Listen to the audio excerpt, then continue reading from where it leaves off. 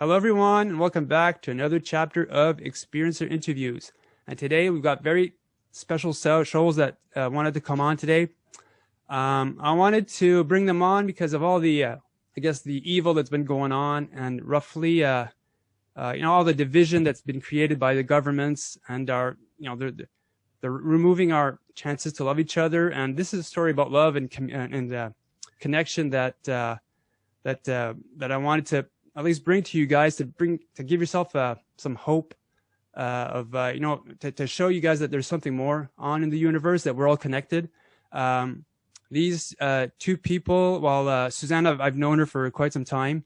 Jack, we've had the chance of talking to each other, like I think on Zoom, maybe once or twice. But Suzanne, well, for those who haven't had the chance to meet her, she's a lifetime experiencer and contactee. Although most might label her experience as alien abductions, she has come to realize that the visitation experience is far more complex and surpasses the boundaries and limitations of our own reality.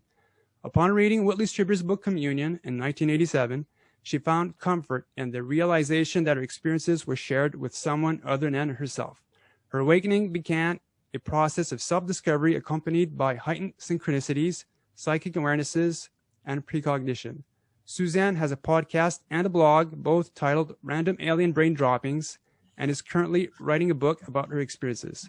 She feels that her path is that of a conduit connecting others to try to put together the pieces of the ever-evolving puzzle of ET contact. Jack is a U.S. Army veteran and a recently retired Teamster who worked for over 34 years at United Parcel Service. He is a father of 3 and grandfather of 4. As a child, Jack had a series of different recurring dreams that were troubling. He would often feel a presence in his room just before falling asleep and would occasionally wake with blood on his pillow from a nosebleed. In 1988, after reading Whitley Strieber's book Communion, the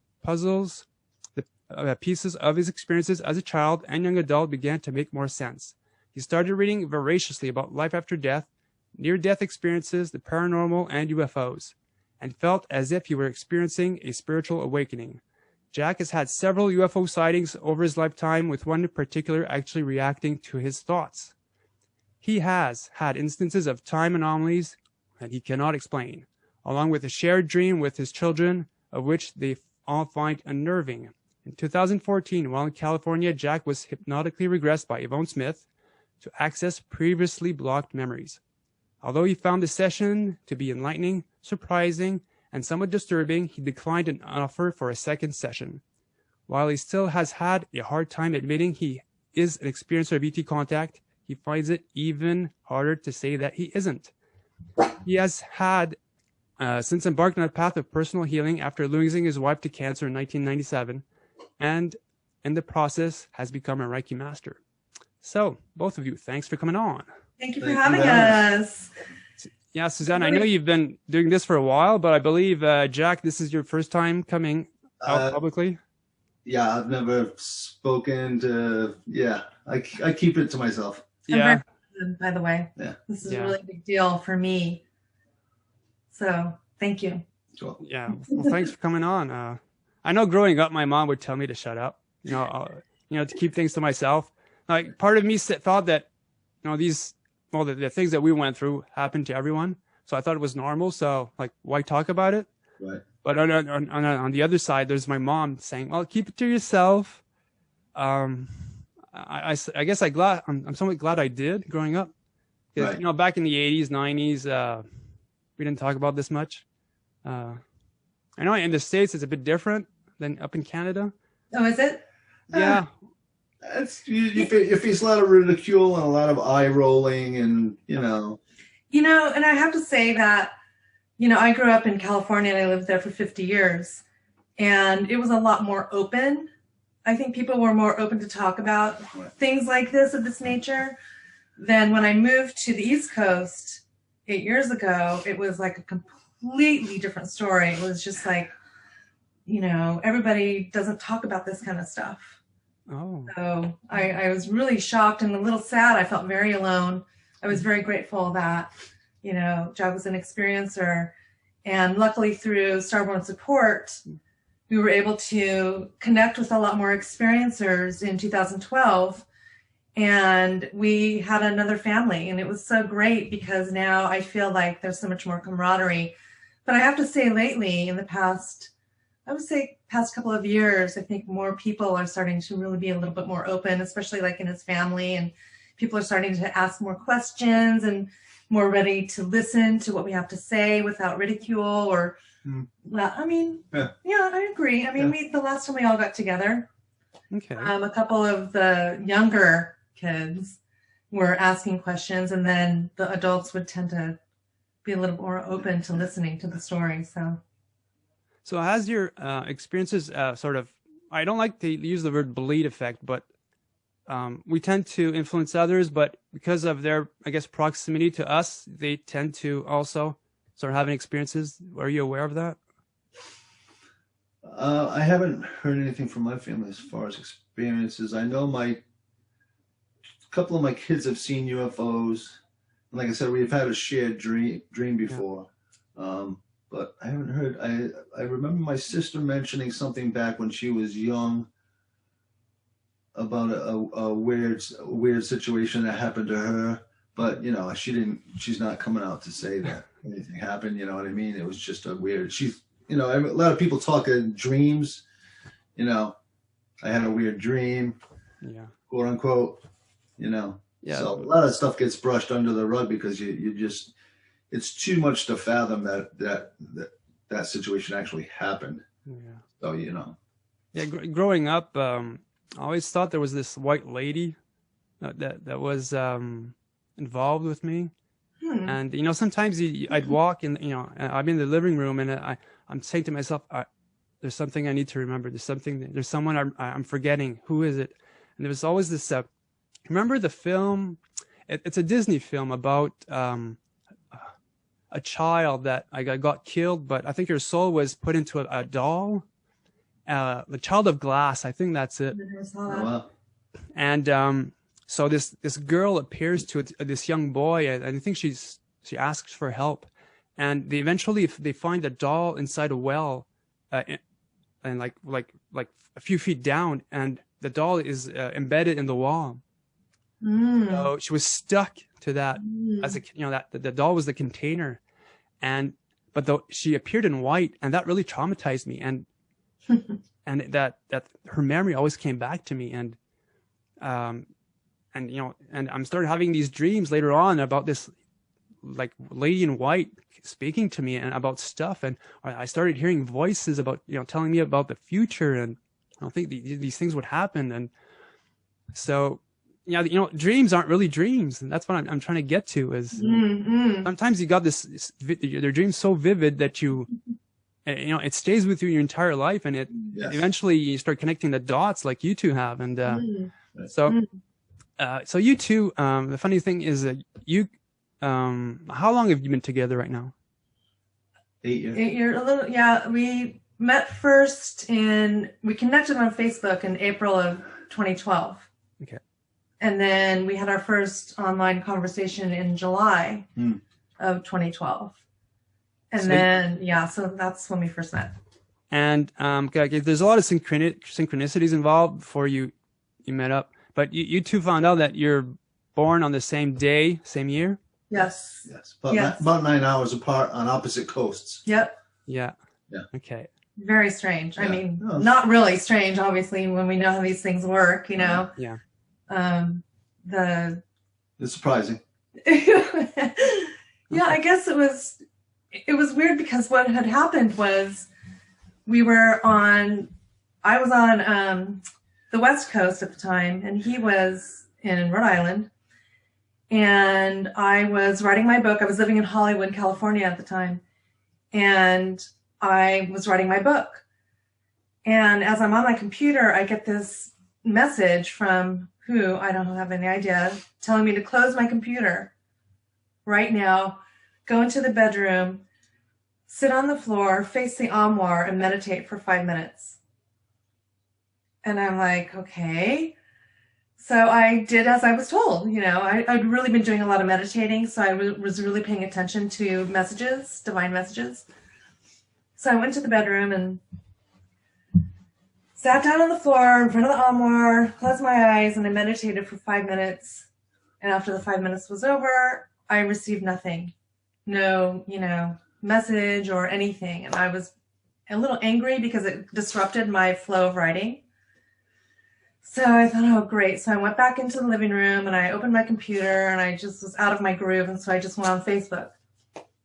And the minute that I logged on to Facebook, I got a ping from him in the little chat box. And he just started, I forget what you were saying. You were saying something about Aries, tigers, or I was saying that I was proud. Thought you were very courageous because the reason I even knew about her was I had read Communion as well back in the late 80s, and so I had always kept an eye on Whitley Strieber. So I followed his website Dreamland, and so once a week or so I would check in to see what was new, his articles he had written, or interviews he had done. And on this particular day was April 20th, which has some significance, which we can talk about later. But April 20th, he had posted an interview of Suzanne. I was on Dreamland for Whitley Strieber, so he heard it. So I was listening to the interview, and there was a link on Facebook to her account. So I clicked on the link, and I just sent her a friend request. And she accepted that night. And I think the first message I sent to you... This was actually July 7th, which I'm talking about now. Okay, but I was talking about when we first met. My very first communication with her was how she felt about hypnotic regressions. Right. And if she felt that was helpful, because I was thinking of having one done. Oh, right. And she was like not on board with hypnotic regression. She didn't think that, none of her memories didn't seem to be too traumatic or scary for her. And so she didn't want to delve into, just in case something scary came up, she didn't want to have to deal with that. Right. But yeah, that was our first communication, I believe. Right. And then it was just an innocent question, and one thing led to another, one crazy synchronicity after another. And then but what had happened was, after that interview with Whitley, I'd gotten so many friend requests. Yeah. And so I was just bombarded with friend requests. And so when people were starting to want to chat with me, and I was so overwhelmed with communication, it's like, you better be careful what you ask for, you just might get it. Because now I had all these people, connecting, and he was one of them. So I didn't have time really to engage anybody into a really long conversation.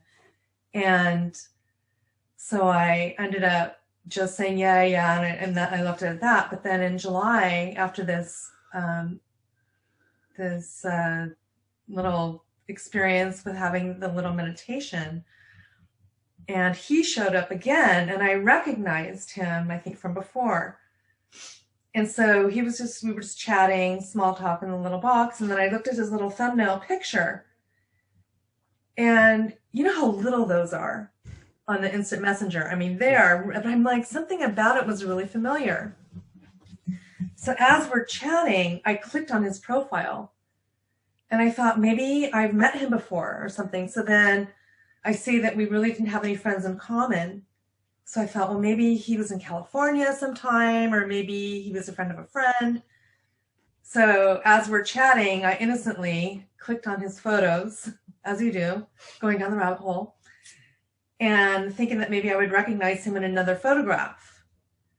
And as I'm clicking through the pictures, I come across this photograph of this beautiful Asian woman holding a small child.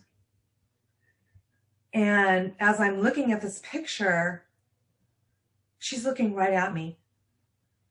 And I felt like she was like getting into my soul. And I'm looking at her, and I'm looking at her, and I'm like, just taking my breath away. And I said, who is this woman in the picture? And I said, is this your wife? And he says, yes.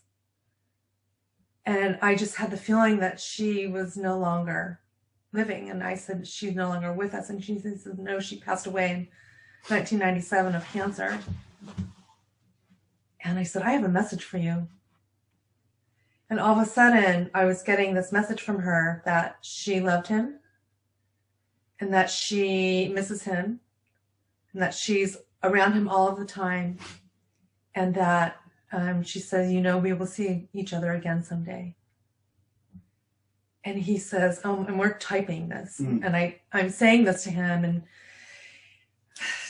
And he says, oh my gosh, you have no idea how much that means today to me. Because today would have been her 50th birthday. Right. Wow. And I've been thinking about her all day. Yeah. And I said, oh my gosh, you're kidding me. And I said, well, that's so strange because today is my best friend's 50th birthday. And it's also my wedding anniversary. And he was like, whoa. And I said, that's crazy. And I said, that's weird that she was 50 and that my friend is 50. And I said, well, I'm 50. It's also. And he says, oh, so am I. And I said, well, when's your birthday? Right. And he says, March 26, 1962. I said, no way. That's my birthday. Yeah. He says, no way. Yeah. How is this happening? So then we're just like spiraling. Like, okay, what else? Then we were realizing, okay, always paying attention to synchronicity. I received that in a download communication from the Pleiadians in one meditation that I had. Pay very close attention to the people that you have the most synchronicity with. And so I started just going down the list and, you know, we started looking at pictures and then he said that he was an experiencer prior. And so right. He's like, maybe we knew each other before. And so then we started sharing pictures of when we were younger. Right. Oh. And like, maybe we would recognize each other from a joint, you know, visitation or something or an abduction. Right. And then he came across a picture of me when I was in 7th or 8th, I was in 8th grade. I was dressed up for Halloween. Right. And I was dressed up in a costume based on a being that I'd seen called the Emperor. And so I had this full on, you know, thing. I had foil in my hair. I had a medallion here that was exactly like he had. And when he looked at that picture, yeah, she showed me. I came across that picture, and it felt like someone had just punched me in the stomach. It was such a visceral feeling when I looked at the photo. It felt like someone punched me in the stomach. I felt a little nauseous. I felt guilty, sad, embarrassed, and I don't know where the words came from. They just came out of me. I don't know why they did, but the words came out were, I'm so sorry. There was nothing I could do. Ooh. And I'm like, where did that come from? You know, it felt like it was such a visual pain in my gut. You know what I mean? It was something that I knew for real was, and it kind of stunned me. And I said it again. I said, I'm so sorry. There was nothing I could do. And she said, what do you mean? And I was freaking out. I had a feeling of what it meant. Because, you know, in my gut, what it meant was that somehow we had been together at some point and that I didn't stop what was happening. I knew that I couldn't, like, in my mind, I knew it was beyond me to help her in that situation, but that there was nothing I could do. And it wasn't clear to me. Like, a lot of her memories of abductions and stuff are very clear to her. She remembers faces, everything that went on. As far as for my story is, I think a lot of my experiences are kind of blocked from me. Like I wouldn't be able to handle it. And so that's why I had a little trepidation about having a regression and so on and so forth. But yeah, that was a stunner. And based on what he had said, I was freaking out because all of my memories, I thought I remembered everything.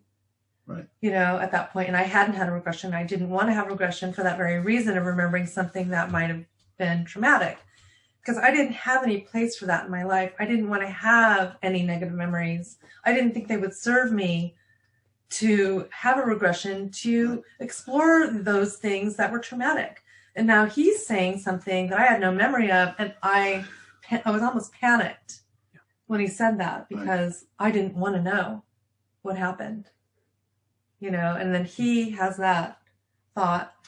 Yeah. So anyway, we didn't really talk about it anymore. I didn't really want to talk about it. And we just kept on. We realized we had the same exact car. Our first car was the same car in high school, you know, just all these. Just like weird little things. Yeah, just, and kept adding up. Yeah. To people from the outside, it wouldn't mean anything. It would be like, oh, well, it's, you know, it's a coincidence. What a coincidence. But it was the timing of all the coincidences, in particular for me anyway, because I think early on I felt it wasn't so much like a physical attraction or anything, but there was just this attraction to her. There's something about her. It's like I recognized her on a deeper level. And so, but a lot of the time I kept saying to myself, well, this is never gonna, we're not gonna be together. It's, you know, she lives in California, you live here, you know, this will be fun to talk, but it's, you know, never gonna materialize. But then every time I would think that, the universe would just, like, I called it a cosmic slap in the face. and another coincidence or like a synchronicity would crop up. Something amazing would happen. Something magical would happen. And it would just kept pushing our relationship further along. Every time that I would take a step back and say, well, this isn't going to happen. Something else would happen, you know. It was crazy at the time. We were both very, trying to think of the word. I don't know. There was just this energy to the situation that was very intense, and I think we both felt it. But it's like we had no control over the situation. It was like something else was pushing. Was the Marion? You know, we were the puppets. It was like a puppet master situation happening where, you know. Well, maybe we were the puppet. Maybe we were the puppet, right? Mm-hmm. So we just kept on communicating, and this was in July, and I had been asked to speak at the first Experiencers Speak in Maine that September. And as we had connected more throughout the summer, we finally Skyped together and had these marathon phone calls, and, you know, one thing led to another, and we fell in love. Fell in love. We just knew that we had to be together, and, you know, logistically it seemed out of the question, obviously, because I lived so far away. But by the time the end of August rolled around, he had said to me, I'm going to ask you a question. Would you consider moving here? Yeah. And I was like, what? Well, my daughters are grown now. My boyfriend and I had broken up. You know, that was another story. We were broken up, and I'd been living in the same house with him for a while. It was very awkward, and I was going to be moving to Colorado. And so I said, well, you know what, I'm speaking at, you know, this conference. And he says, well, I'm going to come up and we're going to meet. And I said, okay, well, then if you come up, then I'll stay. I'll come visit you for a couple weeks afterwards. And then decide. Interesting story. At that point, you know, we knew we were going to meet finally. And so the longing to see each other was wearing on us, because we were talking every night, you know, staring at each other on the Zoom calls or whatever, and I work nights, so I would come home from work at 3 a.m. and we'd just talk till like 5 a.m. which was noon my time. So, I'm sorry, midnight my time. So one day we finally, you know, we had decided we were going to meet, and I was getting really frustrated. We would talk, and then there would be a pause, and I would be like, she could tell I was getting frustrated, and I was like, I can't wait. You know, I was only like 10 days away, but it was really wearing on me because I just wanted to meet her in person. And so I'm in front of my computer, and there's a break in the conversation. We're just kind of staring at each other. And all of a sudden I hear someone whistling, like they're standing, like right behind me whistling. And it was a song I recognized, but I couldn't think of the artist or the name of the song. And I was like, it was so loud. It was like in my head, literally. And I said to her, I said, can you hear that? And she said, hear what? I said, there's someone whistling a song right in my ear. It feels somebody was walking their dog or something. So I looked out the window. I made sure there was no open tabs on my computer where music would be playing, you know, something like that. So I started whistling. She says, well, what's the song? I said, I don't know who it is. I think it's Guns N' Roses. And I started whistling. And, you know, I don't know if you've ever heard the song Patience by Guns N' Roses. Yeah. The song starts out with him whistling the melody. Yeah. And that's what was happening. And I was like, I'm not a big Guns N' Roses fan, but the song was patience. In other words, the message was to be patient. Be patient, yeah. You're going to meet her in a couple of days. But it was so real. It was so loud in my head. So I don't know if that was someone on the other side projecting that to me, or I don't know. But it was just a magical, strange thing that happened that we can't explain. Well, that's funny. I went to just to add on to that story, when I was single a few years back, before meeting my British abductee, contactee that became my fiance, I went to a medium because my health was getting wonky a bit, and I just wanted to. My mom went to see her once, and she was amazing. So, this was my first time. I thought that, it could have been. I didn't really believe in mediums before, but so I went to see her, and she tells me about I'm going to meet this girl, and with blonde hair, and she couldn't really decide what length of hair she had, like ear or like neck length. But she told me at the end to be patient, like you. And I didn't understand. I thought that, okay, we're going to meet up and then we're going to take it slow. But the thing is, she was about to travel around the world, and she was seeing another guy at the time. And, but that's why she told me to be patient. I wasn't expecting her because she was way too beautiful. And, then, my story's online, but yeah, we turned it. Well, she was I met her at Walmart in Northern Canada. Yeah. And she was from Britain.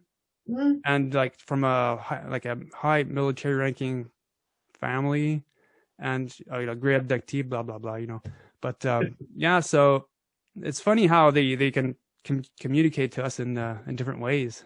Yeah. So what happened after that? So I flew out. My youngest daughter came with me, right, and she is not an experiencer. I mean, she has had experiences, but she's not the one that I told you about prior. But she wanted to check him out to make sure he was going to be, on the up and up. And also, she really wanted to support me. This is going to be my first time speaking publicly. So this is really funny. So we're flying there, and we had to land in New York, New Jersey, and then switch planes to fly to Maine. And as we're on this little teeny plane flying to Maine, he had told me he was going to be waiting for me at the hotel. And as we're in the air, I looked at my daughter and said, "Oh my gosh, he's lying." And she says, "What are you talking about?" I said, "He's not going to be at the hotel. He's going to be at the airport." She's like, "No, he's not, Mommy." And I said, "Yes, he's going to be there. I just know he's going to be at the airport." So we land, we go down the escalator to baggage claim. And as we go down, we look around, he's nowhere. And she's like, "See, I told you." And I'm standing there waiting to get the baggage. And I just turned around, and there was a magazine rack in the corner. And I see this face peering from behind the magazine rack. Creepy. Totally creeped me out. And I was right. I was right. He was standing right there. And we just hugged, and we were both shaking like a leaf.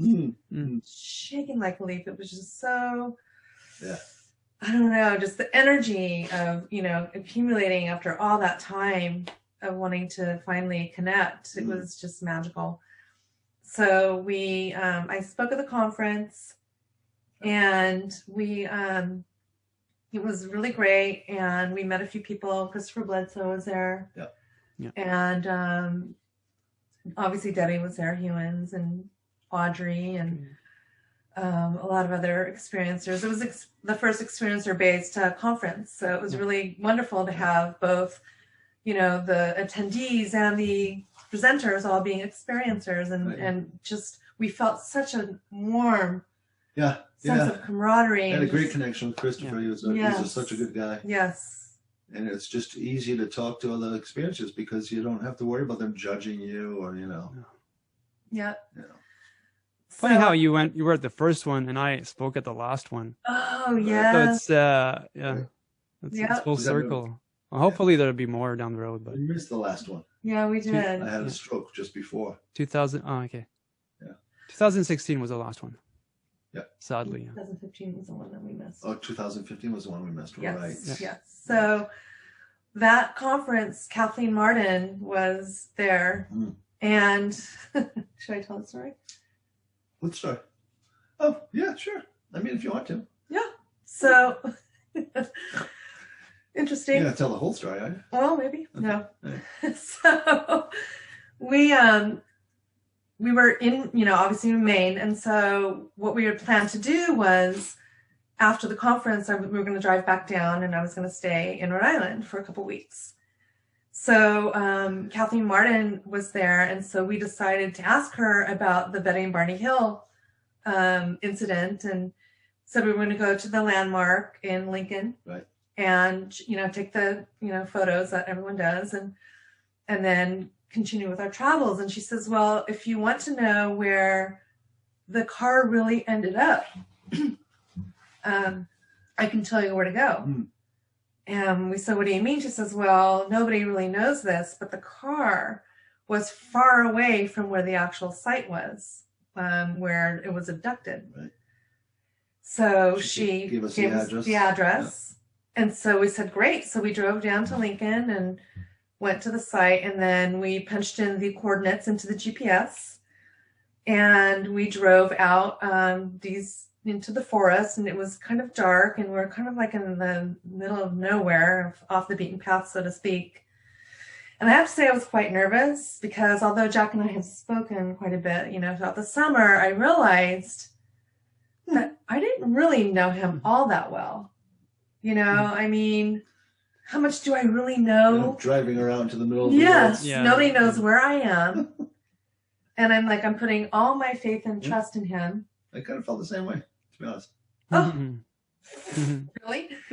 So we're driving out and we're, drive down this one road and then we make a right or left onto this Millbrook Road. And as we're driving down Millbrook Road, the paved road turns into gravel. And we realize that there's really not there's a few homes here and there, but it's forest, basically.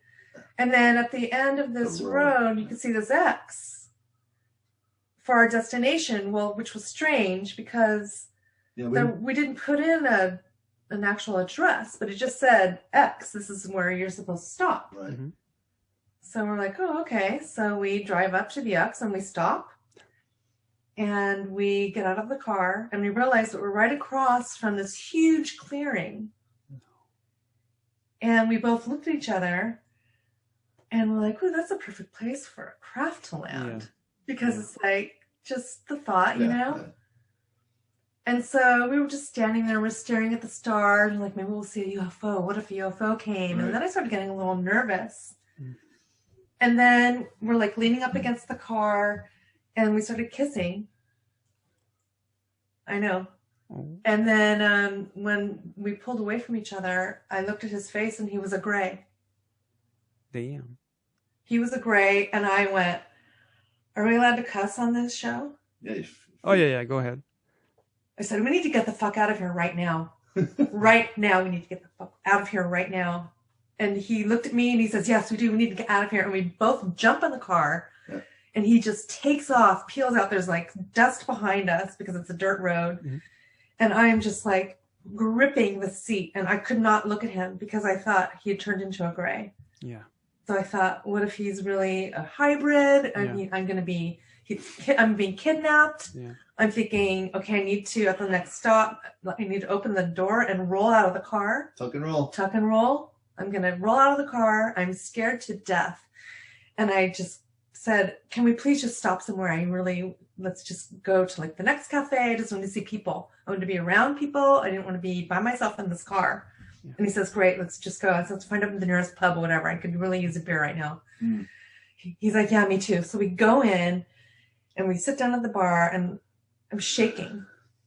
And I order the beer and I'm holding it and my hand is just shaking and I'm like trying to drink this beer and I'm thinking I need to say something. I just need to say something to him. And I said, I need to tell you something. And he says, yeah, so do I. And I said, okay, well, me first. I said, after we were kissing, I actually gave you a gray. And he says, yeah, your face looked different too. It didn't seem right. It was like something else was going on.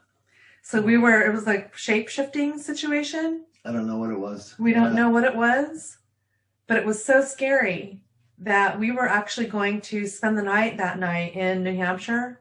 We were so freaked out that we drove all the way back to Rhode Island because we were just, it was.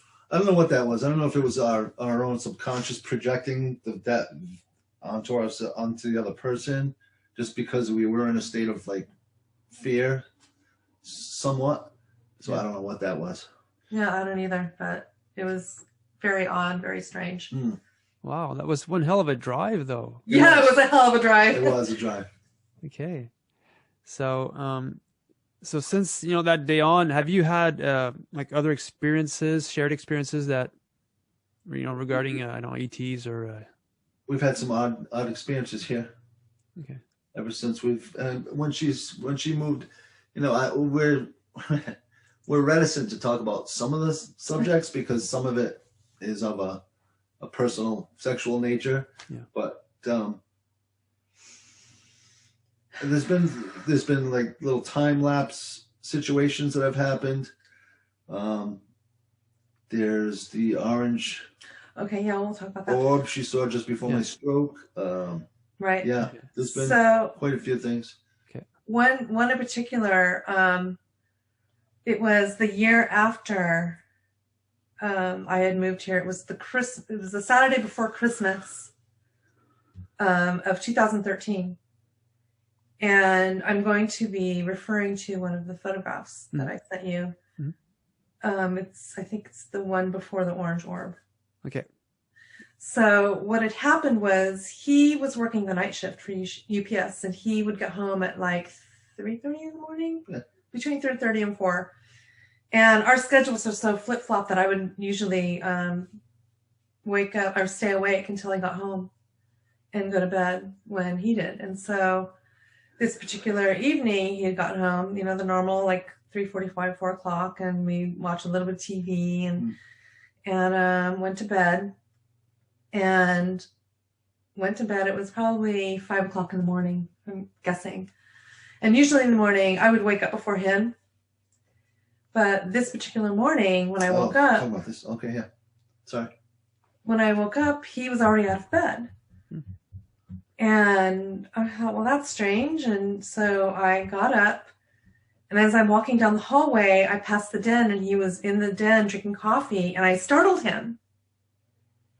And he's like, oh my God. And he's like, where were you? And I said, what do you mean, where was I? And he says, when I woke up, you weren't in bed. And I said, what do you mean I wasn't in bed? I'm obviously clearly in my pajamas. Yeah. And he says, didn't you hear me calling your name? Yeah, I got up and she wasn't in bed. And I walked around the house looking for her, calling her out her name. No one was home, so I figured, like, it was a couple of days before Christmas, so I figured that she was out Christmas shopping with one of my daughters. They were still living here at the time. Because they were still living here at the time. Right. And so when I saw her, I was like, where the hell did you come from? Because she wasn't in bed, clearly, when I woke up. And I looked for her, and I called out her name, and so I don't know what happened there. So what happened on my end was I'm thinking, what do you mean I wasn't in bed? And then I'm panicked because I've had these experiences my entire life, but nobody's ever seen me missing. Right.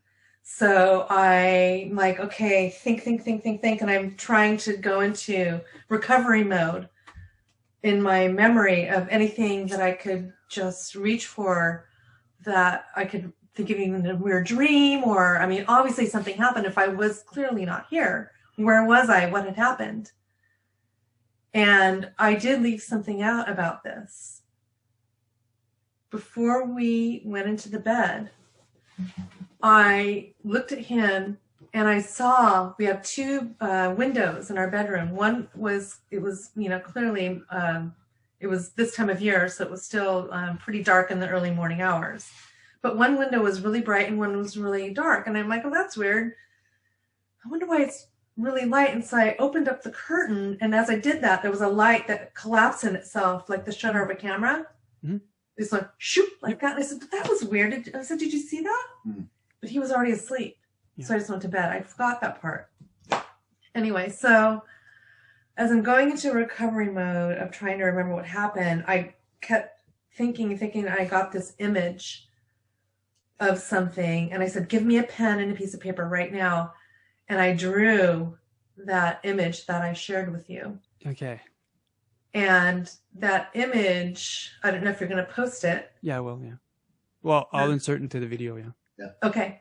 So this image, the best I can describe it is something was being impressed on me that it was about the different dimensions of the universe and how they bisected at a certain point. Wow. And it was like if you took two slinkies and one was smaller than the other and you slightly fanned them out and then you bisected them in the middle. And in that middle part where they're bisected is where everything is connecting. And I felt like that was almost like the wormhole situation where things come in and out of, our reality or this dimension. For example, even like residual energy, or like people say they see ghost cities, or obviously even alien visitation or any energies like that. And I felt that this was something that was really, the best way I could describe it visually is by drawing these circles. So that was the only thing that I could remember that I had retrieved from that experience. But I don't know anything else. I don't remember any beings. Like I said, I have not been regressed, but I'm sure possibly these things might or might not come up if that were, to happen. So that image would be the round ball with the things coming. Okay, the full circle. Okay, wow. Okay. Okay, so the red orb would happen after that. That would be. Okay, so that was in 2015. Mm-hmm. This is such a long story, but I have to tell it in its entirety to make sense. No, we were supposed to, yeah.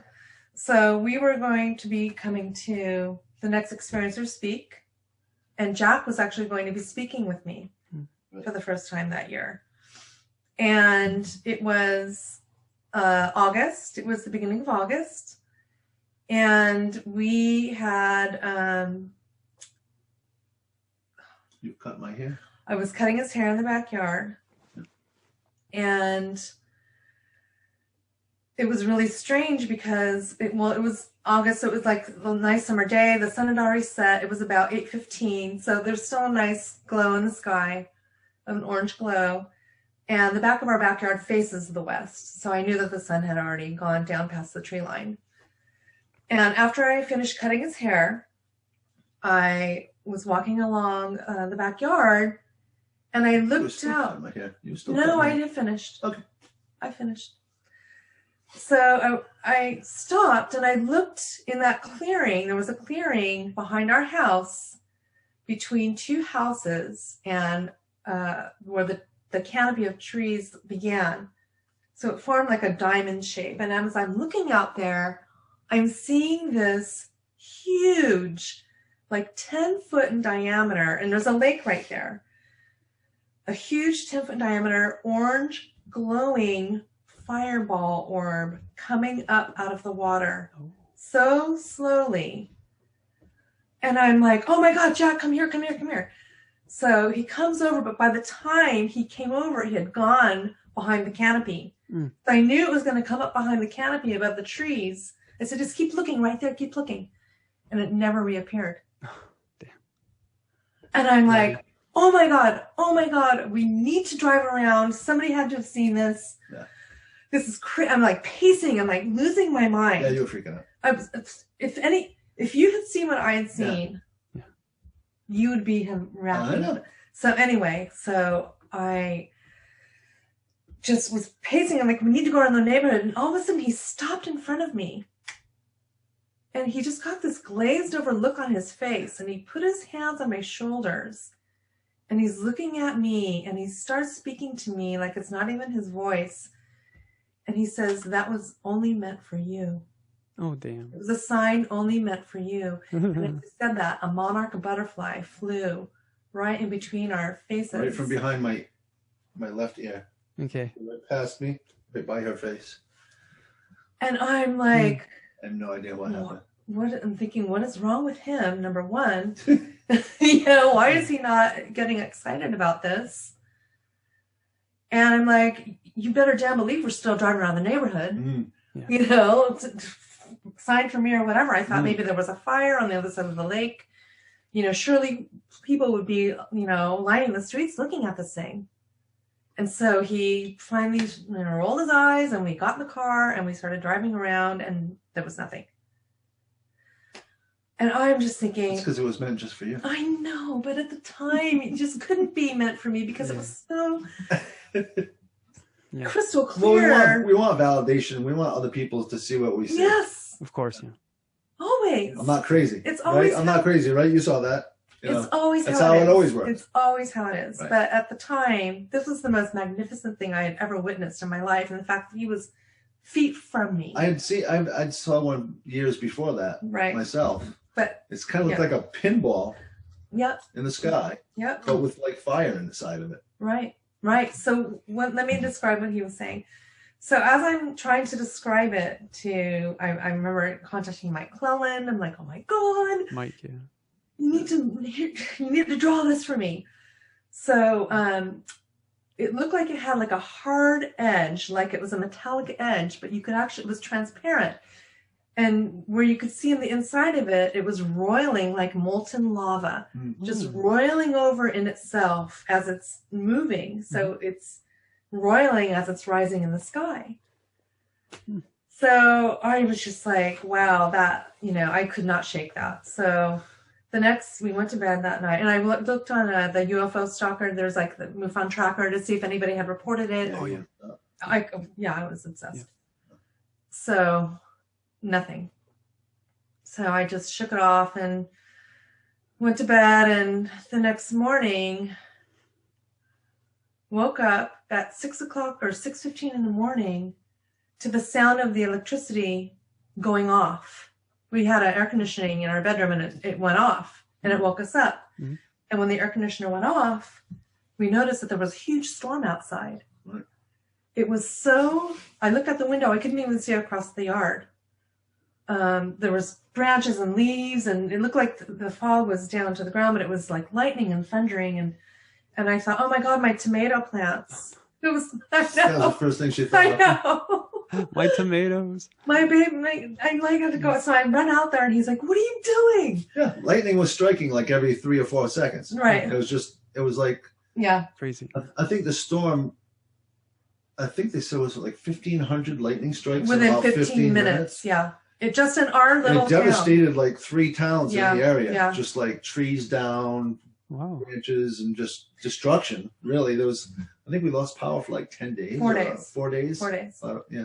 So this is just happening, but he's standing in the kitchen, looking out the window, completely frozen. I'm like, what are you doing? Like not reacting. And I thought that was strange again. Right.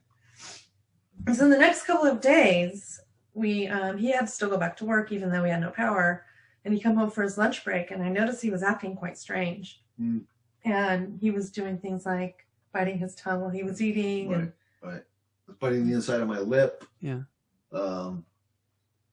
I can type without looking. I'm a proficient typer, and I lost track of where all the vowels were on the keyboard. Okay. I would be talking to someone and try to search for a word that I wanted to say, but it wouldn't come out of my mouth. And things were getting weird, and so one day I think we were out. I took the day off from work, and going to get a coffee or something, and I hit a curb and stuff. I says, "There's something wrong. I got to go to the doctors. I need to go to the hospital." And then it turned out I had a stroke. He was having a brain bleed. Yeah. Oh, damn. So I have a cavernoma, a cavernous malformation. Okay. You know, we're probably born with it. It just never manifested any symptoms. So when we pieced it together, I think that what she saw was a message to her, getting her ready for what was about to happen. I believe it was like a heads up for her. I don't know what it imparted on her. I don't know if it imparted her some patience or. You know, it was such a scary time because they didn't know if he had a brain. They didn't know if he had a brain tumor. Yeah, they did think because there was too much blood. Oh, so it was very scary. It was the scariest thing I've ever experienced in my life. Yeah.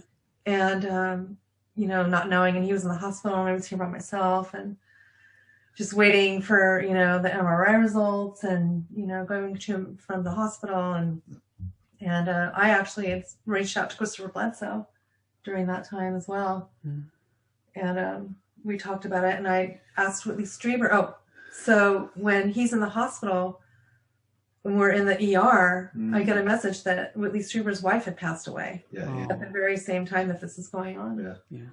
So we were very good friends back in LA, and it was devastating, but I hadn't put all my energy into this one over here. Well, miraculously and, you know, gratefully, no tumor, and he had full recovery, and everything was fine. Pretty much. Well, thank God. You are, honey. I'm all right. Yeah. So, okay. But that, you know, those two events are like pretty much the biggest. He's had a few himself of sightings. I've had a few. I had a time anomaly with a situation with the dog. Yep. One night, it was like 3 in the morning, 4 in the morning. I let our old dog out, opened the slide glass window, let the dog out, and as soon as the dog disappeared into the darkness, the thought occurred in my mind was, that didn't just happen. And I thought, that's weird. Why would I even think that? And I expected to turn around and see the dog behind me. And so I looked, and of course the dog wasn't behind me. I was like, you idiot. Of course, you just let the dog out. Why would you even think that would occur? So I made my tea, and I looked again, and the dog was in the hallway behind me. Now, our kitchen is set up where it's a linoleum floor, and the dog had like claws, you know, long claws, so that I would have heard it if it had come back in. Yeah.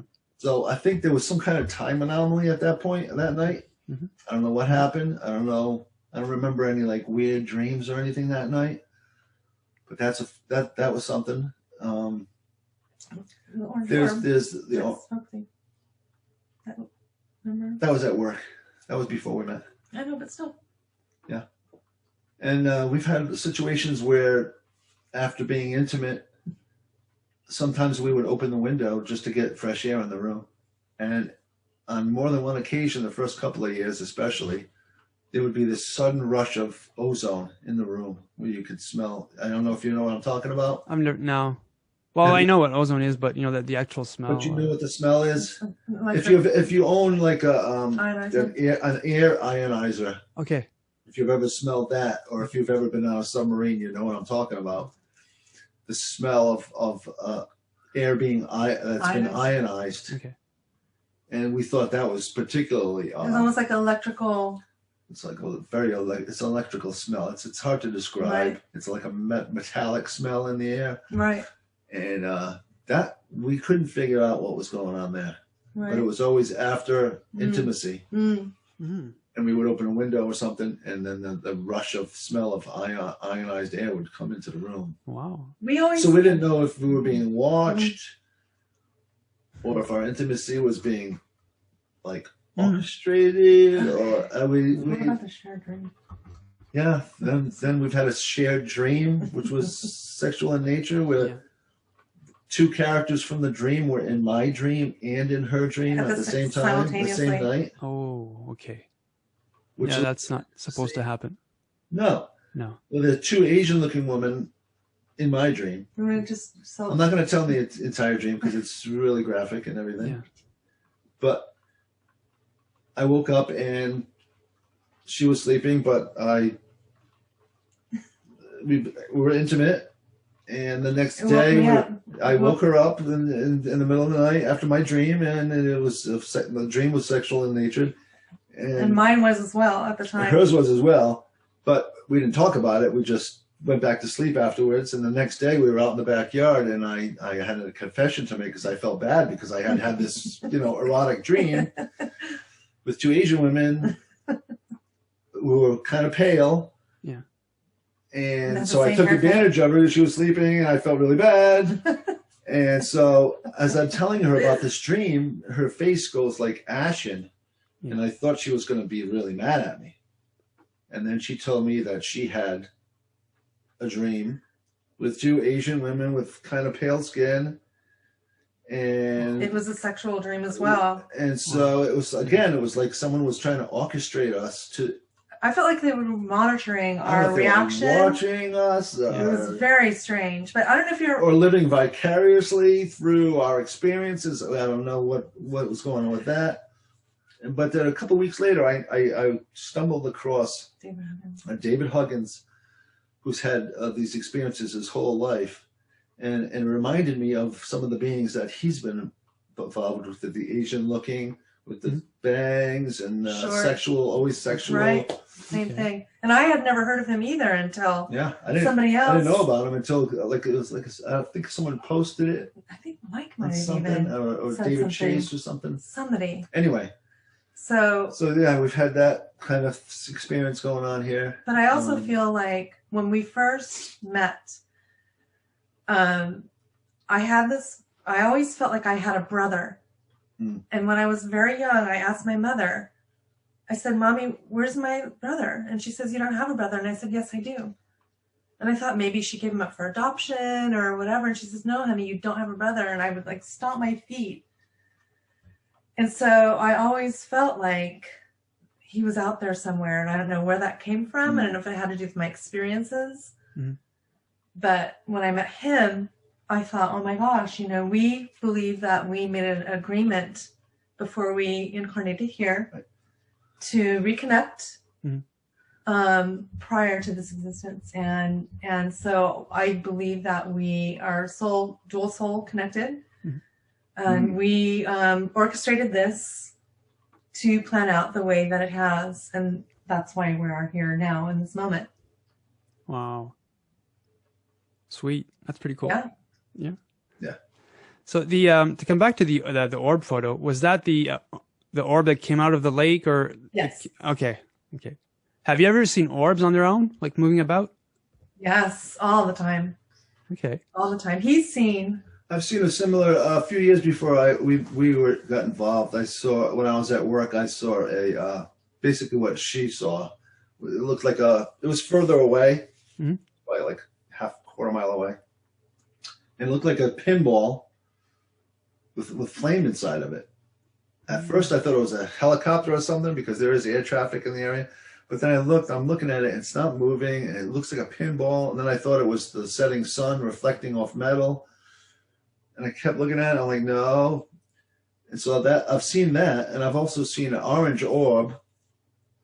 I was out at work at night, in the middle of the night, and I happened to be looking up in the sky, and I see this orange, translucent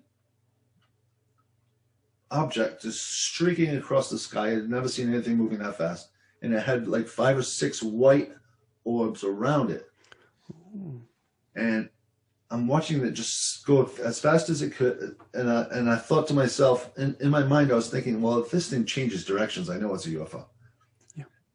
At the instant that that thought came into my mind, the UFO did a wiggle, and then it kept going straight. It was like moving, and the thought entered my mind: if this thing changes, it did this, and then it disappeared. Yeah. And so, to me, it was responding to what I was thinking. Yeah. So I don't know if this connection or I don't know. Oh yeah, they know the answers. Yeah, they do hear us. I think they do. Like, yeah. You do see vibes. Or maybe we're the pilots. Yeah. Or part of us. I'm hoping for that. Maybe part of us is in us, and part of us is non-local. The tear that you saw? Yeah, I've seen a tear in the sky too as well. Really? Yeah, I thought it was just a plane landing or whatever coming in. But the closer I looked at it, it seemed more like a tear. If you were to hold up a piece of black fabric in front of a light and then just cut a little slit in the fabric, that's what it looked like. And the light came through. And that night I was reading Mike's book, The Messengers. Yeah. And I was hoping to see an owl. I was hoping to see an owl. I kept thinking all night as I was driving around at night, around the building. I was thinking, I'm going to see an owl tonight. I'm going to see an owl. And as I rounded the corner, I saw this instead. I saw this tear, this fabric of the sky. Very small, very odd. But that was a weird synchronicity as well. And I had an interesting one. There was this weird sound outside of our bedroom window for a few nights, and I couldn't figure out what kind of an animal it was. And so I recorded it, and then we finally figured out that it was a screech owl that was in the tree. And I'm like, oh, that's really cool. So then a little while later, I had the windows open, and I heard a great horned owl down the street in this tree, and I heard like a couple hooting. And so I wanted to go down and record it. And so I went down to the tree where it was, and I looked up to where the owl would be, and there was an orange orb in the tree that just went shh and went away, and the owl stopped hooting. And I was like, oh, Mike. Yeah. Strange how the our UFOs, a lot of them tend to be like the orange red kind. My two first ones were, I think basically the same one, just coming by over my house like a week after. But it was maybe like 10 feet wide and just came just above my house at an angle with my fiance at the time. And nobody saw it except us. This was like in August. So it just over the power lines, really close, and no sound. And a week later, it just came over my head in the woods at my parents' house. Wow. So, it seemed to be the same one. But again, right. You talking about, the orange red. Mine was, I call it like lollipop orange red. But yeah, same. Yeah. Like more of an orangey red. Was it translucent where you can almost see through it? No, it was perfectly like oval, a mix between like an egg shape and a watermelon, perhaps. But it wasn't like protruding like flames or anything or energy. It was basically just had like defined contours. But again, it just came like slowly, just over the houses. So we could see it. Like the whole thing lasted a minute at least. And I'm at my parents' house. As soon I did a C5 for about 45 minutes, and nothing happened. So I go inside the house, talk with my folks for about 5 minutes. As soon as I step outside, first foot on the like off the porch, the patio. Sorry, I look up. I get the feeling to look up, but it just flew by over. It came over because my parents' house is surrounded by it's by a lake, so it's surrounded by wood, by trees, and I lift my head up as soon as I get the feeling to look up, and it came over the tree line, maybe like a few feet above it. But yeah, it's really slowly. So I get the feeling to go inside and get my folks. So my mom came rushing out. So it saw it when it was close by. My dad, a bit more down to earth, he saw it when it was further away. But since that moment on, my dad started having experiences. Oh, really? Wow. Yeah. Interesting. Yep. And I think that once you have an experience, you tend to look more, and be more prepared to scan the sky, and know what you're looking at. Because so many times people, like I remember when I was living in Hollywood, I went to a barbecue, and there were about 8 of us, and one of them was a doctor, and one of them was a fireman, and one was a helicopter pilot. So there was like a mix of different personality types there. And I'm sitting back in the lounge chair drinking a margarita, and I'm looking up at the sky, and I see this black hockey puck just trucking across the sky. And my girlfriend Helen is sitting there. I said, "Do you see that?" And she's like, "Yeah, oh my gosh." And it's just trucking along. And so she says to her husband, "Hey, Mike, check that out up there." And he's like, "I don't see anything." So half of us saw it, and half of us couldn't see it. And that is an interesting concept as well. It's like, who is not open-minded enough to even be able to comprehend what it is they're really seeing, number one. Yeah. And what was really strange about this hockey puck sighting was that I did see somebody post it on the MUFON. And somebody posted a video closer to where they lived, where this crowd, like it was right above their heads where it was. And what they saw was this hockey puck surrounded by lights. I didn't see the lights because it was so far away. But I thought, wow, that was the most amazing thing I'd ever seen. This is like way before drones or anything, you know? Okay. Yeah, because it very well could look like a drone now. Back in the day. But back in the day, it was back in the day. So let's get into your childhood memories. You know, let's say what would be your earliest memory of contact or like weirdness?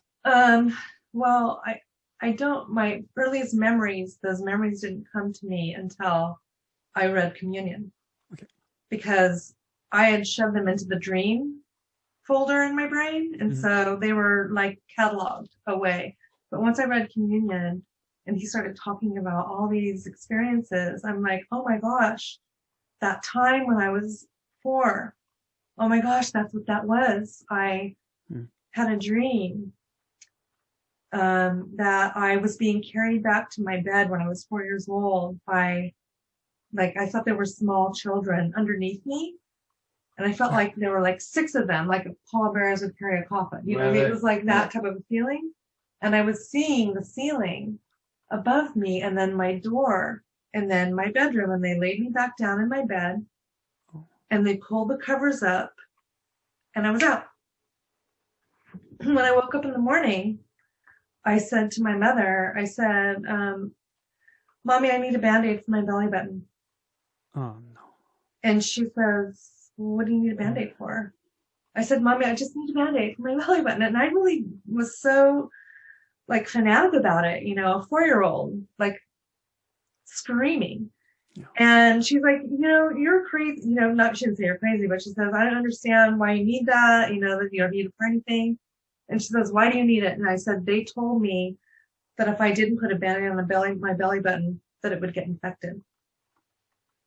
And she says, who's they? She says, you must have had a dream.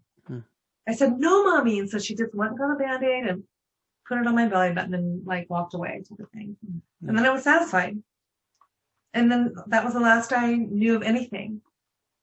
So that was my first, you know, recalled memory. And then my second one was from when we had moved. I was living in Pasadena, California at the time. And the second one was from when I lived in Newbury Park, California, which is about 40 miles north of there. And actually it's more like an hour. But anyway, I was 9 years old and I woke up in a dream, I thought, on a craft. But I didn't know it was a craft at first. I woke up and I was in this round room, and in the round room was a bunch of little grays, but they were all, their backs were all towards me because they were all working on things. Like there was a circular counter that was backlit, and the counter was where you'd think there would be buttons because they were moving their hands around. It was completely smooth.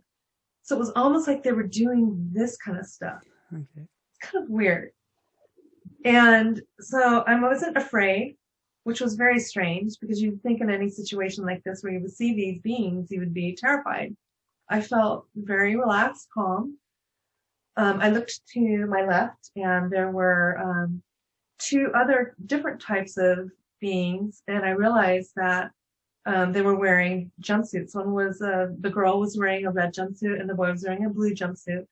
When they turned around, I could tell that they were not completely human because their eyes were extremely large, almond shaped, but they looked like teenagers. So I felt like they could have been hybrids in retrospect. They were the only ones that actually gave me eye contact. And so they looked at me and they just kept doing what they were doing. And at that moment that they turned around, there was an archway next to where they were sitting, and in glided this being.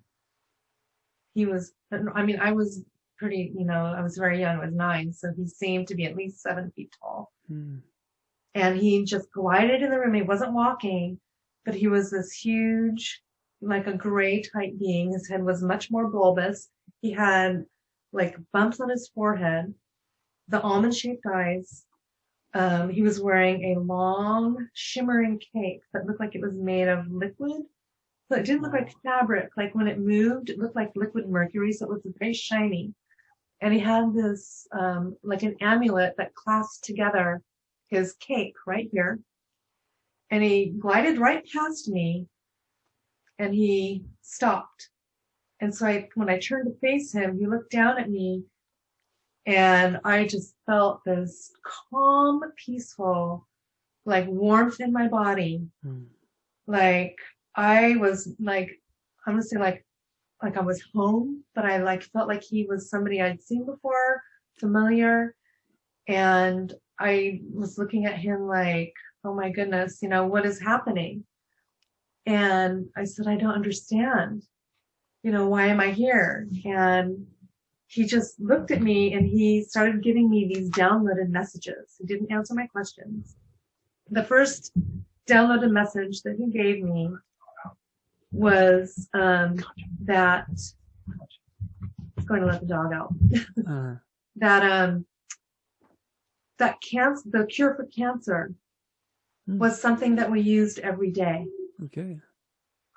And I'm thinking, what does that even mean? I don't understand that because, you know, a 9-year-old, what does a 9-year-old really know about cancer at that age? You know, you hear about it, but you don't really understand. Like, and I said, oh, you mean like toothpaste? I'm thinking, you know, as a kid, you know, and I remember him like chuckling telepathically.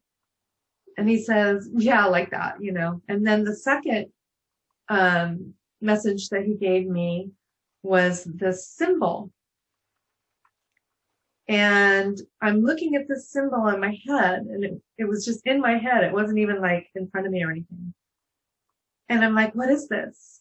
And he says, you will understand when it is time. Oh. And so I said, okay, I'm not going to remember this, but fine. And then in between us, a holographic 3-dimensional cube appeared. And inside that holographic 3-dimensional cube were all these different algebraic equations, but they were 3-dimensional. And now I thought that was really strange because when you look at a chalkboard and you see like equations, they're all, you know, 1-dimensional, but now I would go to the side and I would see that they went down this way. Yeah. So then I'm thinking, what are you showing me? I don't understand this. I don't understand math. And again, he said, you will understand when it is time. Oh. So I actually did try and recreate that drawing. I did not share that with you. I want to try and perfect that before I do. But it was almost as if math was more complex than we know here, is what my takeaway is from, you know, that now, was that, you know, being as, you know, the dimensions in the universe are more vast, that so is mathematical equations and things like that. So that was really mind blowing. And then I still don't understand why I'm here. And so he glided across to the edge of the craft and he took his hand and he waved it across the wall. And when he did it was like wiping off a window, condensation off a window, and I could see the earth. Oh. And I went, oh, and then I got it. So then he said to me telepathically to follow him. And so I followed him through that same archway that he had come through. And when I did, there were all these other archways going into separate rooms of this curved hallway. And I think the second or third one down on my right-hand side, when I walked past it, there were a bunch of other little kids like me sitting in a room in chairs. And they were watching this slideshow on the wall. I could have been a hologram or it could have been on the wall directly. But what it was like a slideshow of all these things that have been happening on Earth, like famine and earthquakes and wars and just everything, you know. And I felt like he was trying to impress on us that we were doing this to ourselves. Yeah. And we were the only ones that could stop our own demise. And so I felt like he was trying to groom the next, I want to say starseed, but possibly to take this information back with them, to keep with them as they grew and to teach their children. And so that it would just, you know, we could possibly save ourselves from our own destruction. Yeah. That was my takeaway from that experience. And as soon as that finished, I was back in bed, woke up like nothing had happened. So you spoke to the The 7 foot tall being was the emperor. Yes, that is the emperor. Correct. And when did the second image you sent me regarding the symbol that's sort of left to right? That's the symbol that he gave to me telepathically. Okay. Wow. Yeah. Yes. That was such now again, I did not remember that to be a real, experience. It was always just a dream. Okay. But based on the things that have been happening over the years in my research and reading, Whitley Strieber's Communion and other books, there were too many similar correlations. Subsequently, on my podcast, I did interview Brett Oldham. Brett, I'm not sure if you know who he is. Yeah. But when I interviewed him, he shared an experience with me that was identical to mine, and his brother had done a drawing of his experience, and our drawings were identical of the being. Really? I had never heard his story before, and he had never heard mine. So it was very much a confirmation that it was a reality. It was amazing. It was absolutely amazing. Right down to watching the film and doing the mathematical equations, and it was just amazing. Yeah, I need to contact Brett. Yes, do. Yeah. Okay, so what happened to your belly button after that? I don't remember. Okay. I mean, I like I said, at the time I was 4 and it was just, a dream. But, I didn't remember that to be, possibly something, an extraction until I read about it when I was in my 20s. Okay. So I never really paid attention to it. You know what I'm saying? Mm-hmm. So that's strange. Well, well, at least for a 4-year-old, I mean. Yes. Like my ex, she had, stuff done to her belly button as well. But how old was she? Around 4. Oh my goodness. And the thing is, she grew up with her grandparents really, took care of her more than her mom did.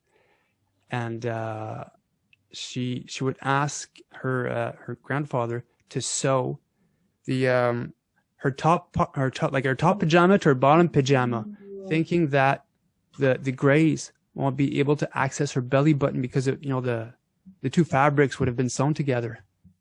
Can you imagine that? That's amazing.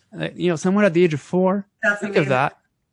And she'd ask her grandfather to tuck her in really tightly in the bed covers like a cocoon. Yes. I still like to sleep like that. Yeah. I'd sleep with my belly against the wall because I'd be too afraid knowing that they were behind me looking at me in the dark. Mm-hmm. So, yeah. Yeah. So, Jack, let's get to your childhood stuff. There isn't a lot of stuff as far as like Suzanne's got some vivid memories. Okay. I have some reoccurring dreams I had as a child when I was younger. Mm-hmm. And it was always pretty much the same dream. I was like, in the dream, I was like 3 years old, possibly. And I'm sitting in a sandbox and I'm playing with my Tonka trucks. Mm-hmm. And suddenly I see a flash of light go from the ground up into the sky. And the feeling I have as a child is, wait a minute, you're just going to leave me here? Oh. That's it, I'm on my own. And I had that reoccurring dream for years as a smaller kid. Mm. And then as a teenager, and all through my early childhood, I would, as I was about to fall asleep, I would feel, not always, but occasionally I would feel a presence in the room. Yeah. Very heavy presence. I knew there was someone staring at me, and I couldn't move. I was afraid to move. Mm. And it was always just before I fell asleep. I've had people say to me, well, that's like sleep paralysis or night terrors. Yeah. But I always thought sleep paralysis was when you woke up. You couldn't move. Mm-hmm. So that was continuing through my childhood. But then there was another. What was the other dream? Oh my God! I just blanked. Yeah. Talk about that. Oh, there was other recurring dreams of me just like floating above my neighborhood, just traveling, seeing the top of my friends' houses, seeing the neighborhoods above the trees, stuff like that. Weird, anomalous stuff like that. And then, when I read Communion in the 80s, I started thinking about these like odd little things that had occurred in my life. And after reading that, I went on a binge. I just started reading all about like life after death and the afterlife and psychic stuff and just weird stuff like that. And I know my kids saw UFOs when they were with my wife a few times, so there's that family connection. Like I don't have a lot of vivid memories when I was a child. I think most of my waking memories of stuff has happened since that, when after I became an adult and after my wife passed away. We did go to California for Suzanne's daughter's graduation, and while we were there, I saw Yvonne Smith, and I had a regression. And let me preface this first story. I'm not going to share too much of it because it's pretty personal to me, and I have a hard time dealing with it. Even just talking about it afterwards, I feel. Sure. So, anyways, when Suzanne first came and stayed here with us, and for the first few years, even now, if she's like talking to me from around the corner, and I can only see one of her eyes, like if she's peeking around the corner and I can just see one of her eyes, I always get tickled because I always, it's something magical that I feel in my gut.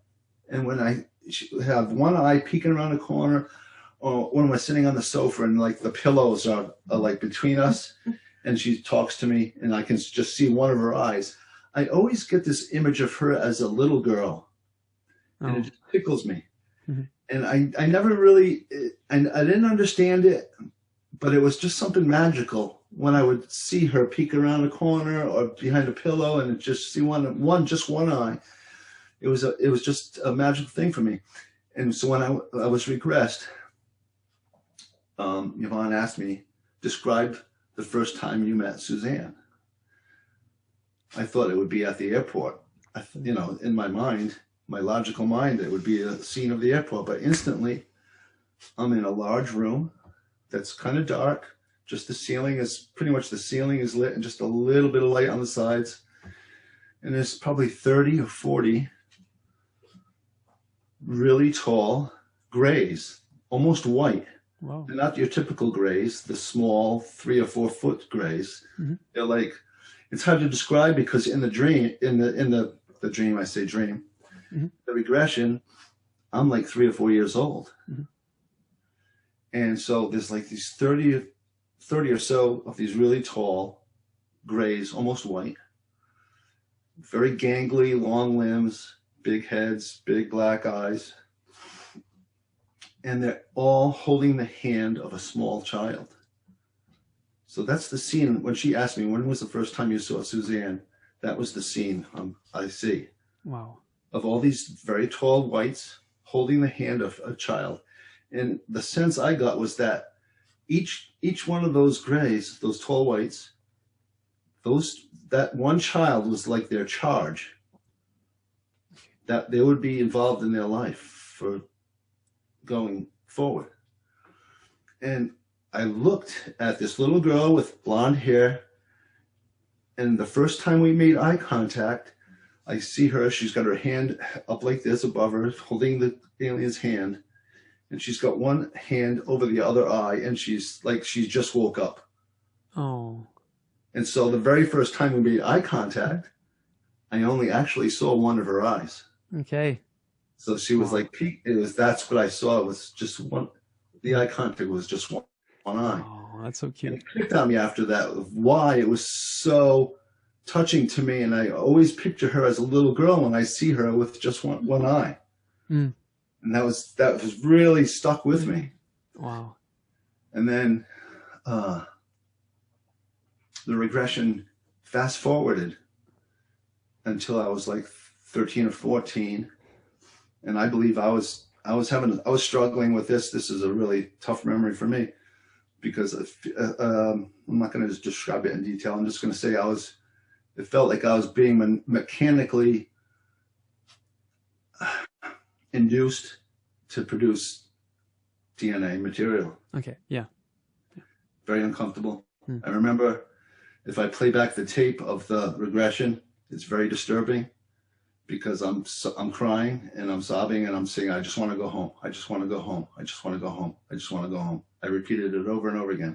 Very distressing. And I turn and I see a blonde girl in like the cowboy shirt, which was popular back in the 70s. Which I did have. Mid 70s. And she's got 3 or 4 these big-headed beings around her. Their backs are to me, and she's on like a table. And it looks like they've got a device that's a long device, and she's in distress, and I can feel it in my gut that she's in distress, and they're doing something to her. I don't know if they're retrieving or if they're inserting DNA. I have no clue, but she was clearly in distress, and there was nothing I can do. And that's the gut punch moment when I saw her picture. Oh. That gut punch where I said, I'm sorry, there's nothing I could do. Oh my God. And that connected that for me. Okay. And so it was pretty disturbing memory at that point. And I remember we had dinner later that night. We had dinner with Whitley Strieber and Ann. It was his birthday. And it was his birthday. And I went home that night, and I know you know Mike Clellan. Yeah. And I had never dreamed about owls before. I had never had experiences with owls before. And that night I had a dream about an owl. Now the owl was in a barn. It was up in the rafters of a cathedral, like a roof. It was on a rafter. And it was looking at me, and I could tell it was talking to me telepathically. And my view shifted to another part of the barn underneath where the roof meets the wall. And there was a small little baby owl, and it was laying on its side sleeping. Oh. And as I looked past the little baby owl laying on its side sleeping, I could see the other owl, the adult owl, was communicating with me. Oh. And the owl was saying to me, just let it sleep. Just leave it alone. Because the thoughts I had in my mind as I went to bed that night was, Yvonne had offered to do another regression that weekend. Okay. And so I was turning over in my mind, should I go back for another session to go deeper? And the message from the owl to me was, just let it sleep, leave it alone. Mm-hmm. And so as I played back the tape the following days while we were in California, it was just too distressing. And so I decided not to leave it be. Yeah, I feel you. Maybe you weren't ready for something. Well, that's the thing. During the regression, I remember a lot of things. And I haven't gotten into all of it. Mm-hmm. But in the regression, she would ask me what their faces looked like, and I would always avoid eye contact with the beings. It's like I didn't want to look in their eyes. And I've heard other people since then, since I've had the regression, I've heard other people say that when you look in their eyes, there's just something that very distressing. It's almost like they can see into your soul. You're laid bare. Yeah. You're laid bare. You can't keep a secret from them. No. They know everything about you, everything you've ever thought, every little deviant thing you've ever done or thought of, and you know what I mean? Yeah. And so it's you don't want to go there. And so every time she asked me to look into their faces, I couldn't. It was like it was just blocked for me. Yeah. Like my psyche couldn't handle it. Okay. Yeah. So. Well, I can't blame you, going back. Yeah. If you start unlocking stuff that, especially, at the age of what age were you on board or taken at least? Oh, like. Well, as far as my first memory, as far as the regression goes, I was 3 or 4 years old. So so why unblock that? Things might come back rushing in. And the thing, when I was 3 or 4, I didn't feel terrified in that moment. I was just like curious because I remember hearing, like during the regression, I was seeing a lot of images. I was processing a lot of what was going on, but I wasn't vocalizing a lot of it. No, for some reason, yeah. I was because it was internal for me, and she was trying to get me to vocalize and say, well, what do you say? What do you, And I would tell her things, I would tell her bits of it, but most of it was in my my memory, in my mind's eye. And so when I listen to the recording of it, I hear myself, but then those images flood back in, and so I remember more of it. So if I were to do an actual, like, if I would write out everything that I had seen in my thing, it would be, my transcript would be a lot different from what actually you would hear on the tape, because the tape is just me verbalizing parts of it. Okay. You know? Wow. So yeah, I guess they might project an aura of calmness to calm us down sometimes. You know, when I didn't know anything about ET. So when, like in 2008, let's say, I woke up and there was this sort of translucent face that was, you know, probably either a cross between an insectoid or a mantid, just looking back at me. I didn't know. I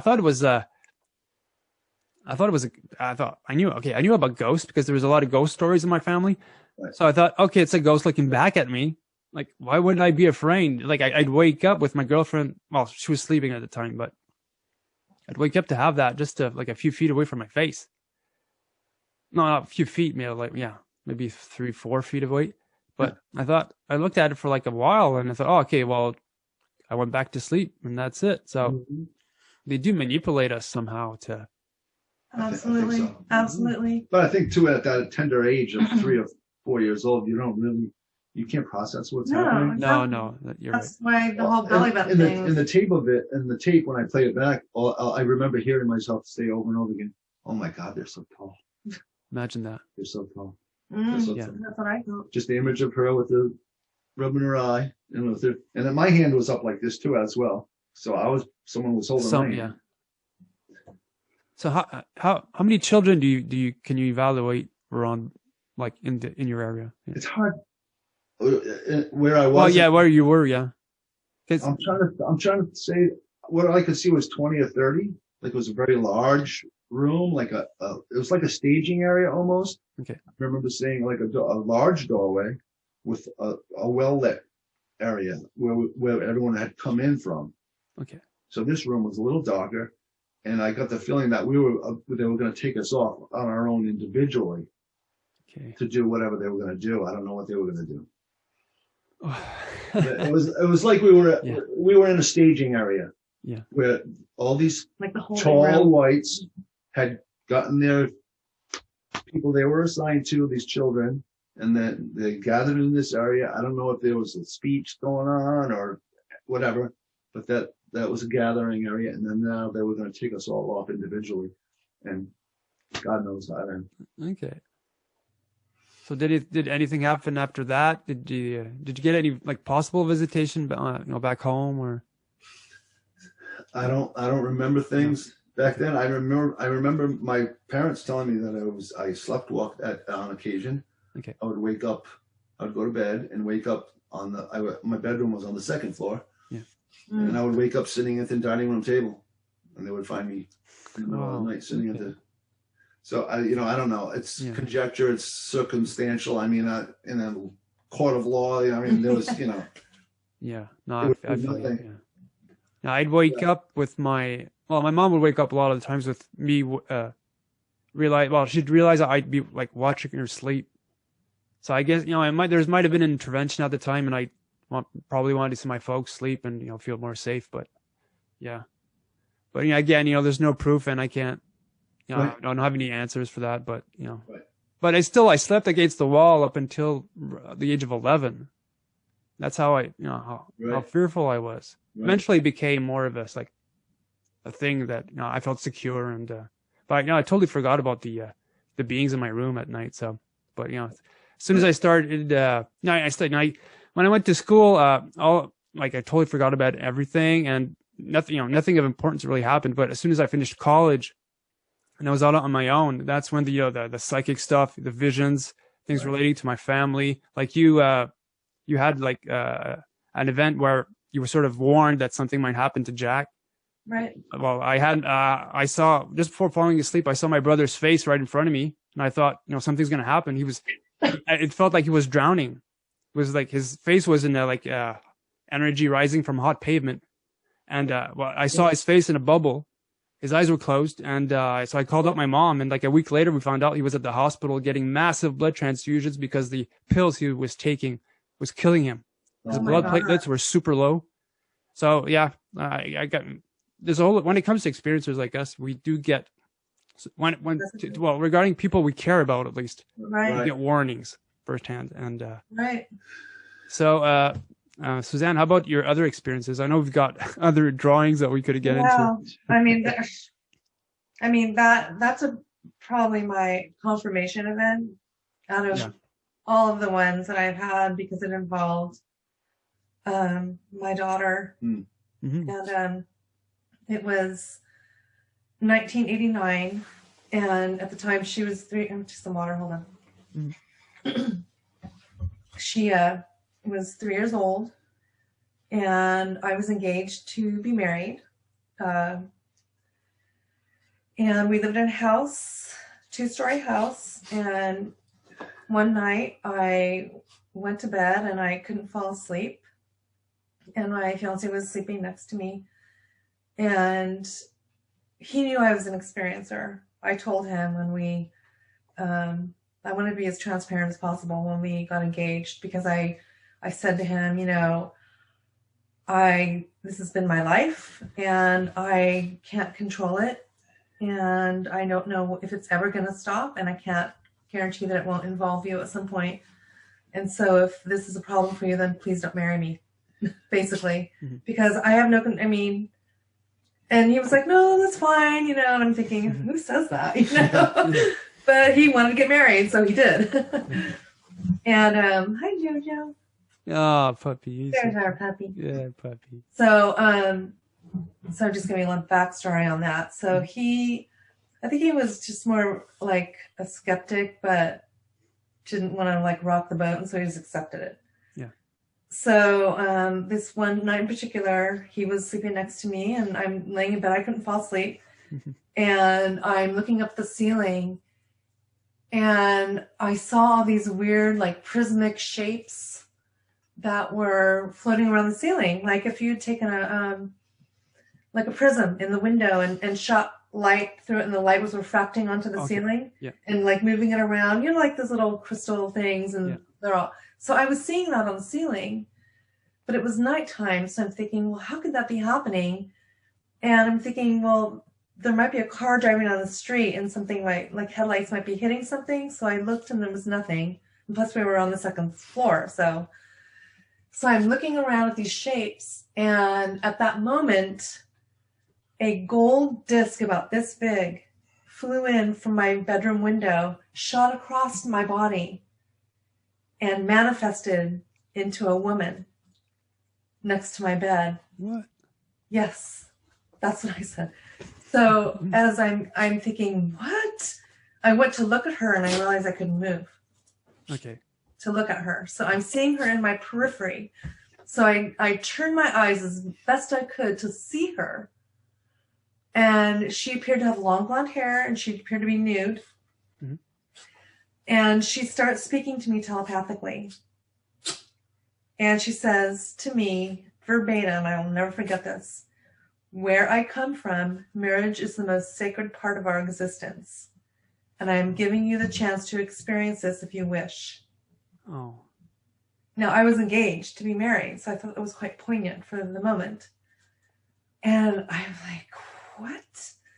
And I'm thinking in my head, at this point, I had already read communion and all that kind of stuff. And so I was privy to other types of beings. And I said, well, I'm so glad, in my head, I'm thinking, I'm so glad you don't look like what you normally would look like, because if you did, I think I would freak out. Sorry. Please. No, it's all right. And she's growling. Yeah. And she wants attention. She does. Yeah. She's very jealous. Yeah. Anyway, so I said, I'm so glad you don't look like what you normally look like. And she says, well, if you want to know what I look like, look at the window. And I'm thinking, do I look? And then freaking out. So I, again, couldn't move, but I could move my eyeballs. And when I did, I could see this mantis being hanging from my windowsill. Okay. Oh. Pick her up. Yeah. And she like is still standing there. I'm seeing this mantis being, I want to scream, but I can't scream. And at that moment that I want to scream, my doorknob in the bedroom starts to wiggle. No. And she looks at the door. I could see her look at the doorknob, and as soon as the doorknob is moving, she jets across the room so fast and vanishes through the wall. And as soon as she vanishes through the wall, the door flies open, and I'm thinking, what the hell is going on? Mm-hmm. And in walk these 3 little blue beings, Oh. and they're standing at the foot of my bed. Oh. And I'm like, what in the hell? And they're just standing there, and they're like little Michelin men with these, they look like cobalt blue, like glowing, kind of iridescent. Mm-hmm. And they have these round, like coal black eyes, little mouths. They're about 3 feet tall. And they're speaking to me telepathically saying, it's Elise, my daughter. She's sick and we can't get her to stop throwing up. And I'm like, what? And at that moment, there was this, like a mother instinct, fight or flight thing just came over my body, and I just broke out of my paralysis, and I jumped up. Now, mind you, my fiance is sleeping this entire time. I bolt out of the room, run down the hallway into her bedroom, and she's crying. And I'm like, Elise, are you okay? And she says, Mommy, I'm gonna, and she just starts projectile vomiting all over the bed. And I'm thinking, oh my God. Now at this moment, my fiance wakes up because he can hear what the commotion with her.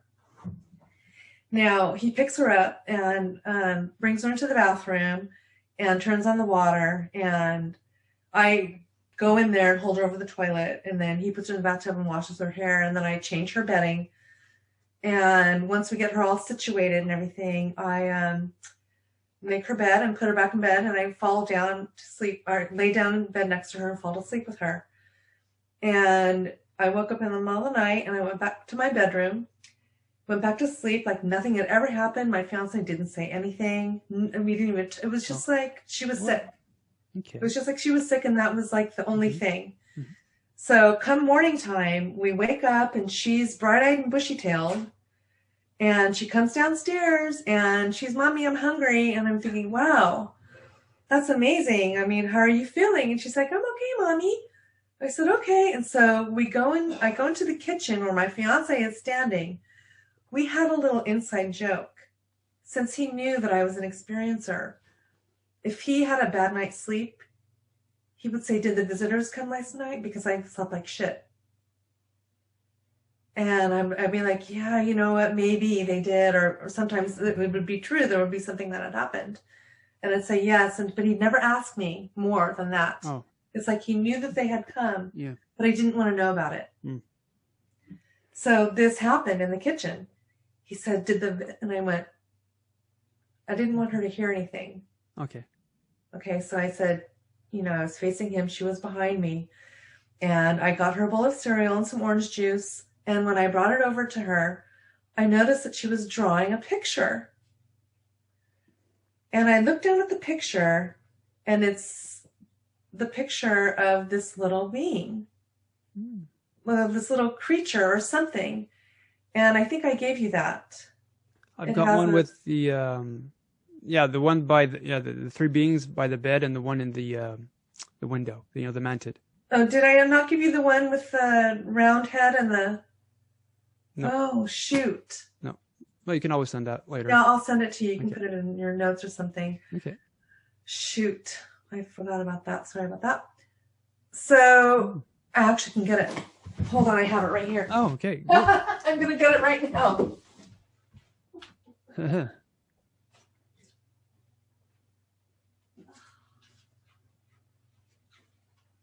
could I have forgotten that? It's all right. No. It's live. Can't read that. So.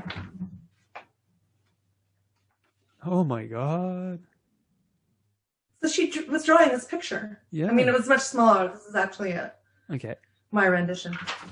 So I said, oh, honey, what is that? That's really cute. And she says, oh, well, it's the animal from my dream last night. Mm-hmm. And I said, oh, well, it doesn't really look like an animal. Okay. And I have to say I was a little leery at this point because I had a feeling that something happened that she was remembering. Okay. And I started to get a little nervous about it. But I didn't want her to know that I was afraid. So I just kept smiling at her and, talking to her, like real happy. And I said, oh, well, it doesn't really look like an animal. And she goes, well, they're not really animals, but they're not really people either. Ooh. And I said, well, she goes, oh, well, there were 3 of them. Oh, I said, really? And I said, well, what did they look like? And she said, well, they were blue. I said, oh, well, that sounds really cute, and I'm like, I feel like I'm going to throw up Yeah. at this point. And I said, well, what were they doing? And she said, well, they were smelling me and they were telling me that they loved me. Oh. Which is what you hear all the time, right? When you're Yeah. saying they try and make you feel comfortable by, reassuring you that they're there to, help you and that they love you. And and then my blood started to boil a little bit because I'm thinking, okay, now I'm mad because it's involving my family, my child. Yeah. Not only do I not have control over what's happening to me, but now I have no control over what's happening to my child. Yeah. And I said, well, what is that little squiggly thing over its head? Oh, yeah. And she says, oh, it's a cloud, Mommy. They come from the clouds. Oh. So based on that experience, there's no denying that what had happened was real because of her validation from everything. I had no prompting. We didn't talk about it. Could we have had a shared dream involving the same beings? I mean, Jack and I had dreams with the same types, but they weren't, this was too specific. Yeah. Way too specific. And, many years went by. I never, ever talked about it because I felt like when I was her age was my first memories. And I realized that these memories would be possibly coming back to her and that it would be unfair for me to prompt her that I feel that these things need to come back to her organically in their own time like they did for me. Yeah. I did ask her when she was much older if she had any memory of it when I started doing my blog and my podcast because I started, talking about it. And I asked her if it was okay. And she says, it's okay, Mommy, you can talk about it, but I just don't believe in it. And I don't want to talk. I don't remember anything. Oh. And I don't believe in it. And I don't want to talk about it. Okay. So I completely respect her. And I said, you know what, honey, I get it. And I said, just know that if you ever want to talk about it, I'm here. Okay. So who knows? How old is she now? She's 34. 34. Mm-hmm. Okay. Yeah. Still, yeah. Oh, well, that's... 32. No. 86. 86, 32? We're bad at math. 34. I said 34, right. Hello. Anyway, so okay. Since then, she hasn't really said anything, and I'm not going to pry. My dad's more open to it now. He wasn't really into it before because, you can't really be into it until, something happens and you start asking questions. But I know my brother's not really much into that, right. Sadly. But at least my dad. Ironically, my younger daughter is more interested in it. Okay. And, I would be like the birthday party entertainment when I got to tell all my stories to all of her girlfriends. You know what I mean? Type of stuff. Mommy, tell them the story about them. And it'd be like, great. Because I'm sure they go home and tell their parents about the wacky Suzanne, Yeah, I hate that. I think we're I know. I don't know. I'm not trying to describe it, but I really hate we're just there to entertain. But this is our lives. I know. It's serious. Yeah. But you have to. I don't know. I've come to realize after all these years that you have to look at it and not let it bring you down, and just try and joke about it, as much as you can because you could drive yourself crazy. Yeah. if you don't. Mm-hmm. You know? Okay. And support each other. And support each other and love each other unconditionally and no judgment.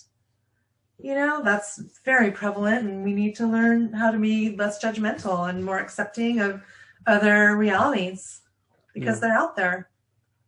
So do you think you two were, like we were talking about cosmic twins, the whole, you know, the whole aspect of that. Like, do you have any like past memories of that, or? No, no, not really. I mean, we recognize photos of each other, right. You know, on a base level, like in your gut. Yeah. But the fact that you've met on board, I can't say if it's in a craft, but at least you've met beforehand with, you had a similar, like a same contact experience. But you at least you two knew each other way before meeting up for the first time. Oh yeah. I totally agree. 100%.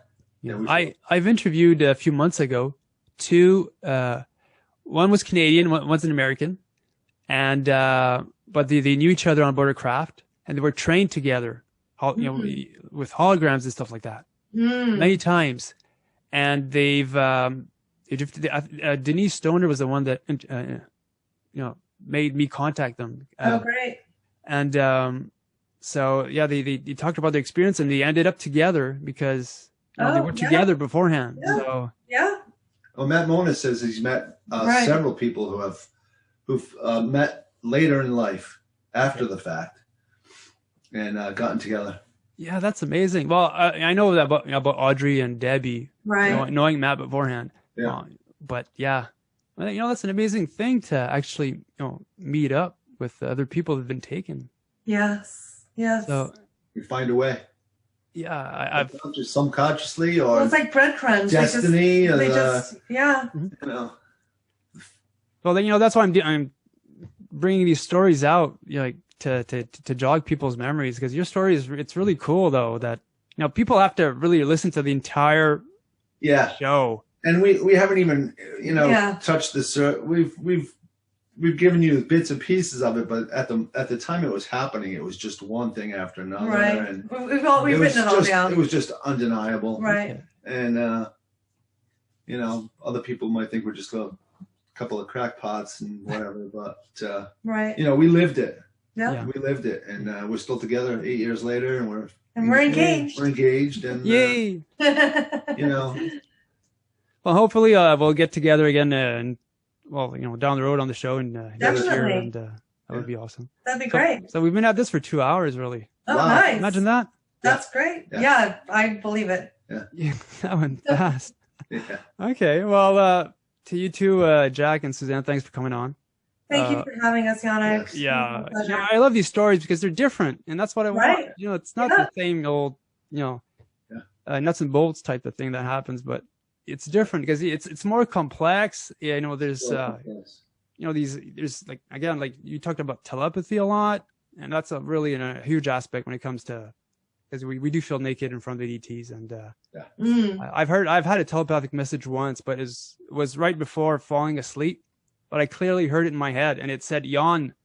I'm not sure if it was saying Yannick or Yan, but it said yawn to assist. But it was an Asian man, like a very deep Asian voice, but a male. But that was the first time I was hearing something in my head. Yeah. And it jogged me out of, like, before falling asleep. So that was pretty well, unnerving. I didn't know what was happening. I thought somebody was in the room, but anyhow, so again, thanks of you coming on, and love your stories, and hope those watching, you enjoyed tonight's show too. I enjoyed it as hell.